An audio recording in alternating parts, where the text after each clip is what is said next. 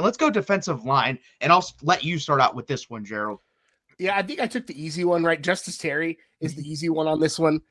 I don't know what else to say, right? Justice Terry is a dude. There's no two ways around it. And much like the wide receiver room, Texas needs a dude at defensive tackle. There's a reason why they signed a million in the transfer portal. There's a reason why they went so hard after Justice Terry in this recruiting class, because he's a guy who can come in and make a difference day one. He's a guy who can play. He's a big body. He's a massive body. And I talk a lot about how like this system doesn't need massive playmakers at defensive tackle. It just needs massive bodies. He's both. He's a massive body and he can be a massive playmaker for Texas. So he's a guy who I think when we look at the lineage of defensive tackles from Texas, we go back to, Tavondre Sweat, we go back to Byron Murphy, we go back to, Vernon Broughton, Alfred Collins, we talk about Poona Ford, all those guys that like Texas is becoming like defensive tackle you in a lot of ways. And I think Justice Terry is just the next one of those guys that can come in and light things up for Texas at that D tackle position. No, I agree. And again, it's just like the wide receivers where there's this vacuum left because of the guys you've lost.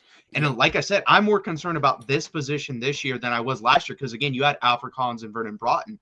That you don't have anyone near that this year, like coming in. Like Travis Shaw, definitely high prospect coming out of high school, but he's not anyone that's really put up eye-popping numbers in college. Cole Brevard is more of a run stuffer more than anything.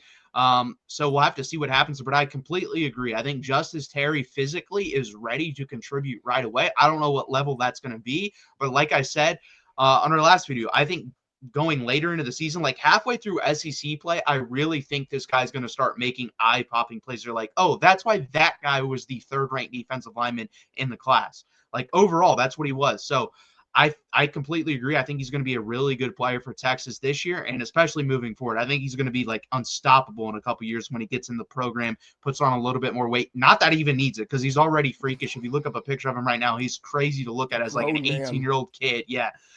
So I agree. I think he's going to have a really big year for Texas this year and in upcoming years.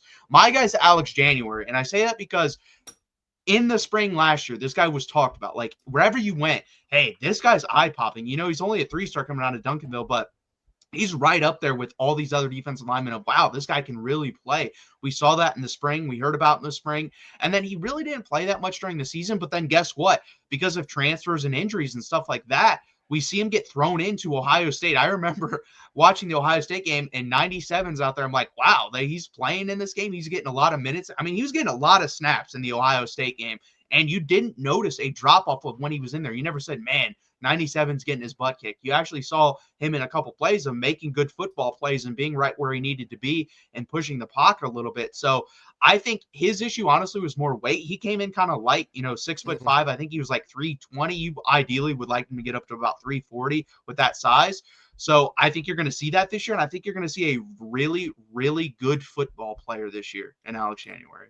Yeah, and Alex January is I was talking about the guys that the stars don't tell the story. Go look at the offer sheet for Alex January, right? It was Alabama, it was LSU, it was Georgia, it was Michigan, all of those places that know how to grab those guys and grab guys and really develop defensive linemen. They all wanted it, right? So there's a reason why all those programs wanted Alex January.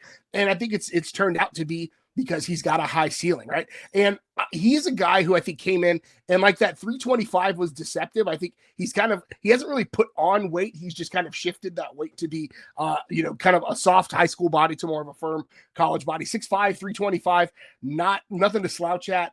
He's Texas legacy too. So he's one of those guys. I love when you have a guy whose dad or parent played at the University of Texas, because we've got plenty of elite female athletes at Texas as well, right? So when they have a parent that played at Texas, they also are good culture kids. They're also good like locker room players. They're guys who come in and understand what it means to have that longhorn on the side of your head or across your chest, right? And so he's got that mix of elite attributes, big, long body, big frame, and he's got the right culture. He's got the right mindset. And I think he's a guy in a defensive tackle group that really needs some guys and some answers. He can come in and make a name for himself and really put a stranglehold on that spot.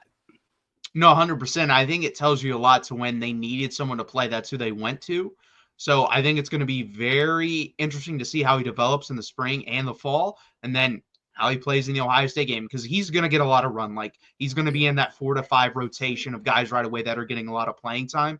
and I think he's going to be ready for it. It's usually when you start hearing about guys really early, their freshman year in the spring, those guys tend to be pretty good football players going down the road. That doesn't by accident, especially under Steve Sarkisian. Like the guys that get pumped up that I've heard about, they really don't turn out to be, man, that guy was a bust as a football player. That really hasn't happened yet. So when that happens, they'll start to get worried, but I think he's going to be a really good football player for Texas. I'm with you. I think he's going to be great.